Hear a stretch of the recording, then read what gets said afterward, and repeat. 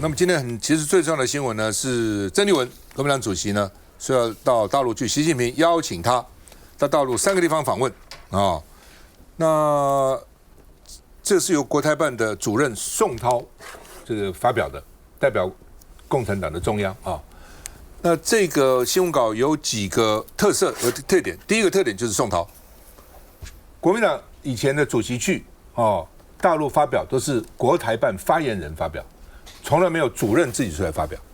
從這邊看得出來，這個中共中央對鄭麗文去訪問的重視啊。那麼另外一點呢，他強調說，鄭麗文就任以來多次表達希望去訪問，所以呢，這個習近平就邀請他啊。那當然我沒有看到新聞，鄭麗文說他這個希望到大陸哈，但是為什麼國台辦要強調他多次表達意願去？那到底有什麼意思？那為什麼這次又跟往例不同，由宋濤自己出來表達習近平邀請他去？所以這兩個是值得關切的重點哈。那另外呢，鄭麗文說，他有今天上午11點開記者會，他說全世界都奉行一中政策，不是只有我們了，因為9·2共識有一中各表嘛，9·2共識關鍵還是各表了哈，是一中但是各表。那民進黨常常罵什麼一中一中，哪有什麼一中？所以那台獨就是一中一台嘛，2個中國2個台，一中一台。他說的這個一中不支持台獨，說全世界也誰支持台獨？你說美國有支持嗎？日本有支持嗎？那另外呢，國民黨團林沛祥書記長說，總要有人提水救火嘛。兩岸這麼多年來，這個人民的往來這麼密切，生意做得這麼密切，然後呢，居然這個官方老死不相往來。總要有人來打破這個僵局嘛，那另外呢，鄭麗文是4月7號要去吧，好像4月要去哈，然後呢，7號到12號4號到12號，民進黨團說，前提是對等尊嚴，不是鞠躬哈腰。我相信對等就一定會維持到，會維護到的會維護到，只是你到底中間要到什麼了那另外呢，這個徐國勇就是說，中國到底什麼時候選總統那年輕時候呢，鄭麗文呢就主張台獨，還問中國什麼時候選總統。那你現在當國民黨主席了，對不對？你不要問中國什麼時候選總統啊。然後你年輕的台獨主張，那你現在還講不講呢？那當然，此一時也彼一時也，時過境遷嘛。鄭麗文可以說我年輕的時候是充滿了浪漫啊，現在改變了，現在發覺這個實務上不是這樣子啊，要顧慮現實啊。紐約時報說，國民黨陷入內部分裂，親中還是親美？有2個。到底親中還是親美？盧秀燕到美國去，對不對？這個回來說，國防預算應該是8000億到1兆，不用發價書就應該給。那鄭麗文這邊就是3800加 N 就是發價書，美國來多少發就給。然後呢，這個國外的媒體這個都報道說，鄭麗文到大陸見習近平比川普還早。其實本來川普3月30號就去了，就原來鄭麗文看這個樣子是要比川普晚了。但是呢，川普自己推遲嘛，既然你推遲了，而且什麼時候去還不確定啊。你雖然定日期，但川普隨時會變了，所以那乾脆就去了嘛。本來俄羅斯普丁也要去的啦，他們也要見面的所以呢，國民黨到底是不是有親中派跟親美派到底怎麼回事？其實對國民黨長久以來沒有人不親美的啦。李永平不親美嗎？賴士葆不親美嗎？我不親美嗎？都親美啊，哪有不親美的？而且都是留美的。但是呢，親美跟友中跟中國好沒有衝突，沒有衝突嗎？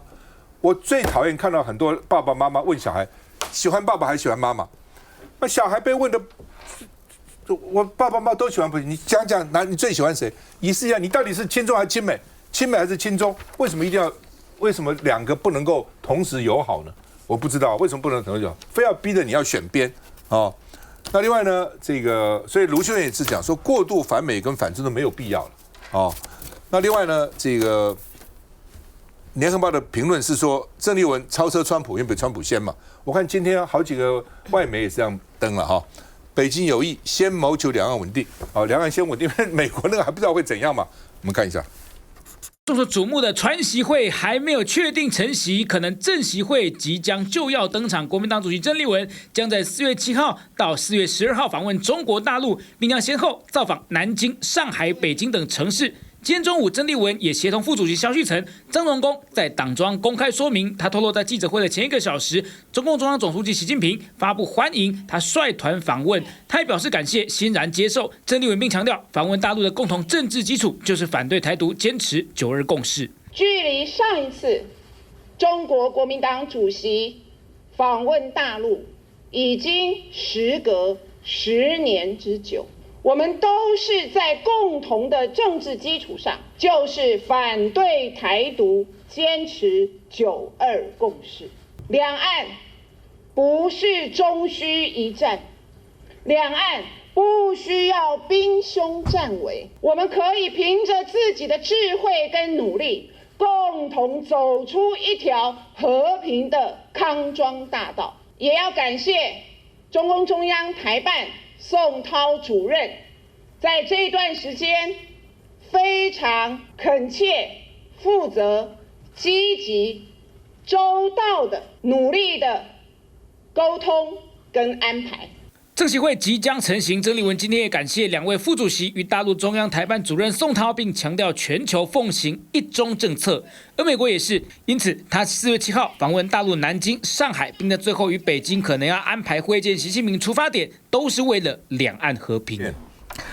其實民進黨秘書長徐國勇會問曾麗文主席的一個兩岸立場的話，那同樣啊，賴清德當年2017年6月，也在這台灣起定為席，在台南市議會答詢的時候，賴清德主動講的啊，他還講說他是親中愛台，他主動講的哦，這我沒有黑他，新聞都有，而且2017年是民進黨已經執政了，為什麼賴清德2017年會這樣講？那甚至到前幾年又改變為說，把中國大陸定調為境外敵對勢力。為什麼從2017年親中愛台變成境外敵對勢力？賴清德你的兩岸立場轉變，那到底什麼是你賴清德真正的你呢？你要講清楚啊！所以是這樣子啊。當全世界各國，你看，包括英國、法國，還有包括各國，甚至川普也即將訪問中國大陸。歐盟、歐洲各國領袖原本包括英國這種10年來都沒有去過中國大陸啊，結果都去訪問中國大陸了。當全世界各國都想了解中國大陸的情況底下，那請問一下。當地緣政治來改變了，那兩岸之間還老死不相往來嗎？所以剛剛趙先生講得很好啊，台灣不用陷入在親美親中之間的做選擇啊。台灣內部也有很多人，包括你到底要站在美國或站在中國大陸這一邊，或者兩邊維持平衡。國民黨立場也是維持跟台灣的主流民意一樣，也是多元呈現啊。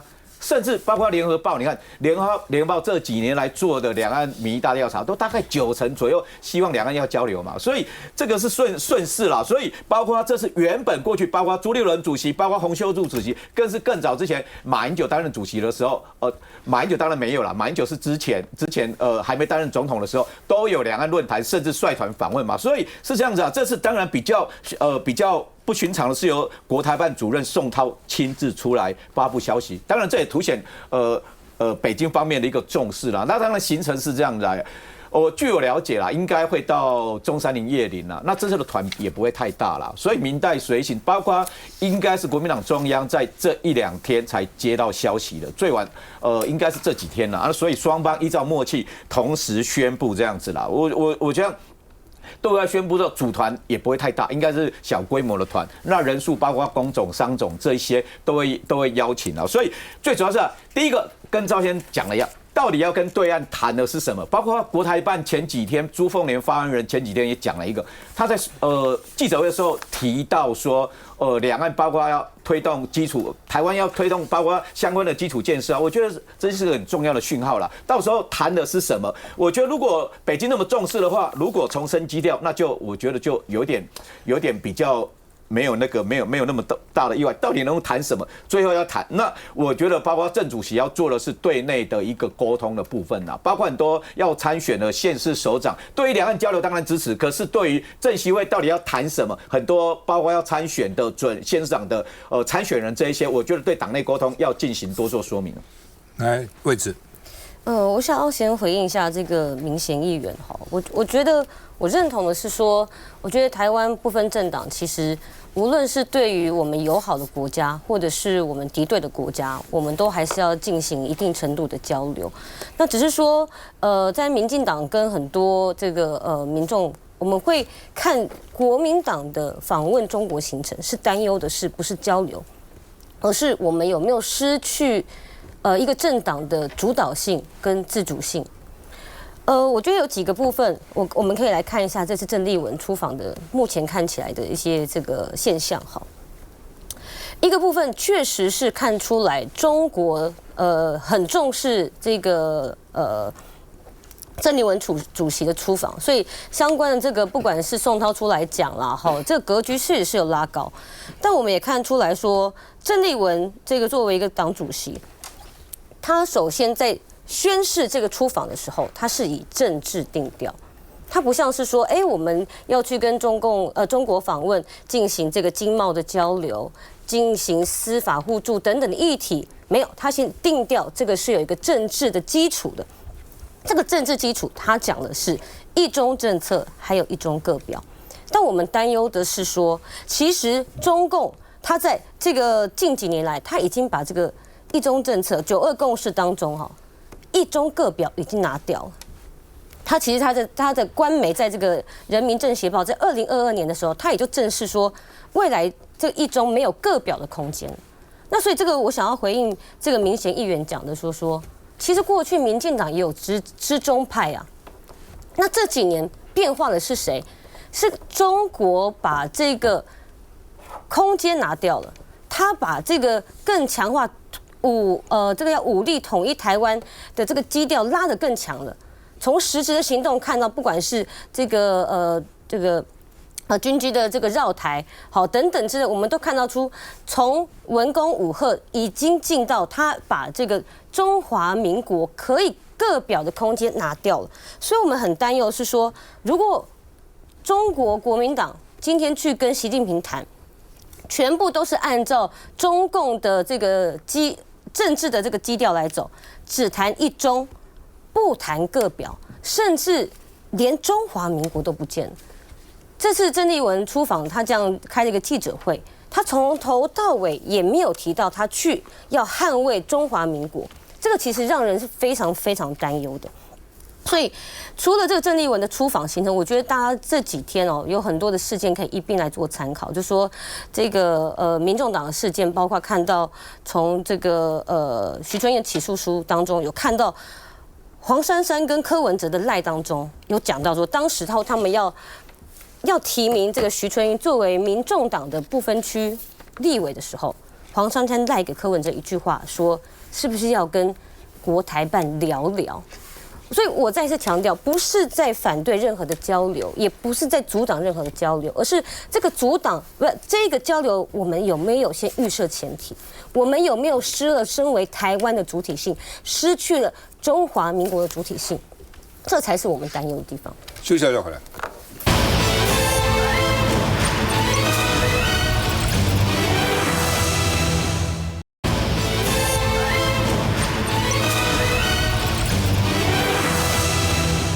好，今天由大陸中央國台辦主任宋濤親自說這個習近平邀請鄭麗文到大陸訪問北京、上海、江蘇我本來想江蘇幹嘛？葉嶺啦，中山陵。哎，永平。是，當然這次鄭麗文的這個訪問呢，可以說會得到很大的關注不止台灣，還有世界。那當然，我覺得剛才大家的討論兩岸的議題實在台灣討論很多啦。可是我覺得就是說，國民黨的路線不應該自己就陷入那種別的人給我們挖的陷阱，說什麼國民黨自己內部有沒有所謂親美跟親中的爭議？沒有，國民黨的立場自始至終能夠贏得民心，就是說你支持國民黨，你就不必在親美跟親中之間做選擇嘛。因為國民黨過去證明了執政時期，證明國民黨做得最好的就是對中國大陸也很友善，大家互相的交往，沒有現在的這種軍機繞台危機、軍演危機，沒有這些部分。那跟美國的關係也一樣很親近，我們的高科技半導體的去美國，我們過去那個國民黨執政的時候也談得很好啊，我們去美國這個外貿都是零關稅的啊，所以你在國民黨對台灣來講的所謂保命符，就是我們跟民進黨最大路線的差異，就是說，民進黨呢完全只是抱美國大腿，然後拼命的反中。那這個均衡一旦打破了，台灣距離中國大陸這麼近，血脈又相通，結果呢就有點好像我們在討論美國莫名其妙你打伊朗，怎麼會有道理呢？不合理嘛！伊朗距離美國那麼遠，你為了一個以色列跑去打伊朗，你一定自己搞得滿頭包嘛。那今天台灣一樣嘛，你在中國大陸的旁邊，你跟他友好都來不及了，你整天暗戳戳的挑釁他、罵他、宣布他說是你的敵對勢力，請問這對台灣有任何好處？我們完全不懂嘛。完全不懂的事情，這個路線，這個民眾的支持，這不是很好選擇嗎？選民進黨這個鬧事鬼，然後沒有把事情辦好的，沒有一件事情辦好的，還是選國民黨這種美國跟中國的大陸的關係都處理得很好。那今天去訪美，國民黨的政治人物訪美訪的那個各種層級的人，通通都可以去嘛，也沒有什麼障礙嘛。去跟美國的各個層級互動都很好嘛。就像趙大哥講的嘛，那個台灣的政治精英，國民黨尤其都是幾乎都留美的嘛。那你跟美國的關係自然有千絲萬縷的關係。那你現在反而是因為民進黨破壞了跟中國大陸的友好關係，你看連那個航班從疫情之後銳減到現在，那個恢復的也很慢，很多地方交通也不能通。到現在此刻，兩邊的觀光團，尤其是那個民進黨政府還不肯開放大陸的觀光客到台灣來旅遊，那這些人為的障礙都是你民進黨錯誤政策造成的。那國民黨試圖來矯正這個事情，雖然現在國民黨還只是一個在野黨，可是起碼國民黨的努力給大家看到了嘛。那讓民眾好好的思考，是不是我們要選擇的一條最安穩的路，就是我們不必在親美或者是親中之間做選擇。馬大偉，就是國民黨啊，這個對外的政策一向都是親美友日和中嘛。或者和陸，你都可以講中國大陸哦，這個都一直沒有變，這基調都一直沒有變，只不過是因為最近來這幾年來，因為賴清德執政之後啊，那執政拿不出什麼成績啊，就拼命在扣這個我們的紅帽子，說我們是反美，沒有反美啊，大家都留美的，怎麼反美呢？對不對？他拼命講我們反美，就是因為軍購的事情，不要忘了李文忠前這個要退伍會副部長，對不對？退伍會國安部次長，退伍會的一個副主委，他講什麼？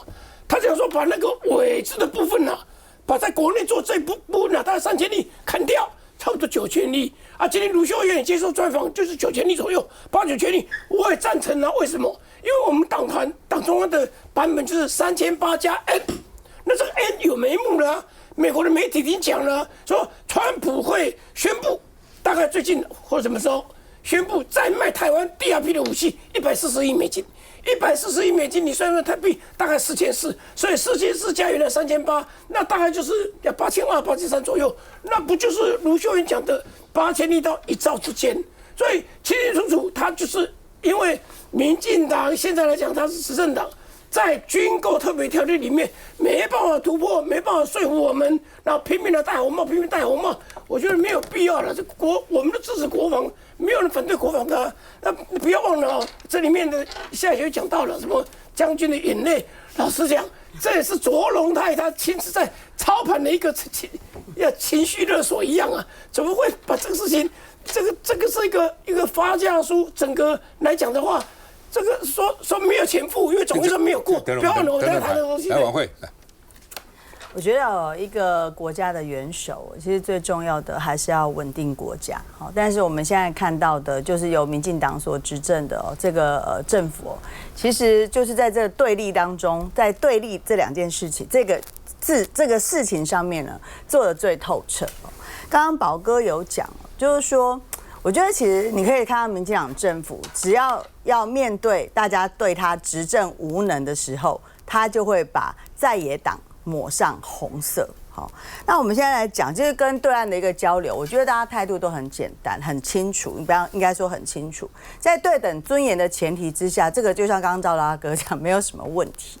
那以民眾黨來說，我們覺得就5個互相嘛，就互相認識啊，多了解啦，多尊重、合作跟諒解哈。但是，一旦有這樣的交流發生的時候，我們就可以看到民進黨他一定會極盡能事哦。現在是今天早上才剛剛消息出來，但我相信接下來民進黨所做的哦，他一定是往抹黑的路上去走。大家如果還記得哦，大家最近因為新聞太多了，包含等一下我們要討論柯文哲的事情，大家不要忘了非核家園在民進黨執政之下，他都可以說成他的神主牌不是神主牌，然後去年已經達到了。那過去他是怎麼樣看待這個在野黨在修這個核管法？他可以直接講成，就是說這個是在野黨受到北京的這樣的一個授意了哈。所以我覺得面對中共的這個所謂的滲透，我們當然要非常嚴肅的來看待哈。但是我覺得在族群融合上面，不應該在這些議題或交流上面把它做再次的一個分裂。我当然从民进党立场哦，他一定是这样嘛。哦，那否則他你要他講什麼？哦，特別如果是你主張獨的，所謂獨的意思就是說呢，我跟對方不要往來，我才能獨啊。如果你又通婚、又通學、又什麼通商、又一大堆通，那你怎麼獨呢？你關係就越來越密切嘛。所以我既然要獨，我的核心是獨，我就不跟你發生任何往來，能夠減少一方往來就減少一方往來，本來就是這樣子的。哦，那民進黨的立場我們也尊重，因為他就是他黨綱，他就是這樣，還有個台獨黨綱，他整個是這樣，只是迫於形勢，他有時候也不得不講啊，我們也沒有啊，等等等等。那馬英九當時講的這個親美友日和中，事實上是不容易做到的。為什麼哈？現在情況越來越發展，台灣當然希望既親美也這個和中嘛，都好嘛，都是好朋友嘛，日本也是好朋友啊。但是呢，美國跟中國現在競爭越來越厲害，美國也要你表態。中國也要你表態，事實就是這樣。中國說你要親我，你不能親他。美國一定是這樣，哎，你幹嘛對他好？你什麼意思啊？哦，鄭麗文，人家盧秀燕才來，鄭麗文你去幹嘛？為什麼不先來呢？美國、中國一定也在爭這個，所以台灣處在這個兩大之間難為小，真的是很為難。所以那個政治智慧一定要夠，既不能得罪美國，也不必招惹中國，你何必呢？甚至对日本也要保持一個友好，因為你就是小嘛。你在這些大國之間周旋呢，你要非常，你看那個春秋戰國的時候，小國對不對？什麼晏嬰在那個大國之間周旋，多厲害啊！你現在如果說你傻傻的，人家叫你幹嘛你就幹什麼，聽美國的，聽中國的，對台灣下場都不好，是很難，形勢是很艱難，所以更要有智慧的領導人，好吧？那除了這個以外，這個國防部的戰略規劃司長叫做黃文啟，中將哦。中將很大了，我們當尉官才是少尉，我升個半天，我才升個上尉而已哈。將軍的，我是上尉啊，你是上尉，我是上尉，那個尉官啊。後來我不是新黨，我就是少校了，因為新黨以後就沒有少校了，好吧？黃文啟談將軍的眼淚，那是個人的情緒。他說，我覺得我這聽得惡心死了，我真的惡心了。拜托啊，將軍你是中將哎。他說他回想1996年在小金門當連長，那時候你記得嗎？李登輝講話以後很緊張嘛，台海危機記得嗎？那個他在小金門這最前線，當然很緊張。他說還沒有現在壓力1/10，在講什麼？這真的太矯情了，你胡扯吧？你那個時候也沒有現在1/10，那個時候可能就打過來了。已經在演習到地步，沒有現在1/10。你如果說那個時候壓力很重，現在呢，因為兩岸這個或是美中台之間，我壓力也很重，這個我們同意了，對不對？現在壓力是有，但是說那個時候壓力沒有現在1/10，要不然就你數學太爛，要不然就腦筋講話講得很奇怪，要不然就當時你不覺得有什麼壓力，否則怎麼說當時壓力還沒有現在1/10呢？那個是如果沒有現在1/10，叫什麼壓力呢？我聽着都氣哦，你就是無聊嘛，哦，真的無聊。然後呢，說因為情緒激動，所以呢，有沒有落淚？對不起，那再給我一下那張。我在看這相片，我看來看去沒看到落淚啊。說他落淚，這有落淚嗎？落淚照理講是這邊也要掉，你有看到一個眼睛落淚的嗎？你表演給我看看。要落淚一定是兩個眼睛一起落嘛。我這邊是看不到他有沒有拭淚，這邊我好乾乾淨，沒有落淚啊。我看着好像在打哈欠呢，是這叫落淚嗎？這叫落，我這樣是落淚嗎？哦。那所以他旁邊講說，你看這下面出來說他在落淚了，所以呢，你們都不給他通過預算，壓力好大。總統他也跑出來說，我非常替他打抱不平啊，我很憤恨啊。那問你說他到底有沒有落淚嘛？因為他將軍的眼淚啊，到底是將軍眼淚，還是鱷魚的眼淚，還是根本沒有眼淚？現在再回來。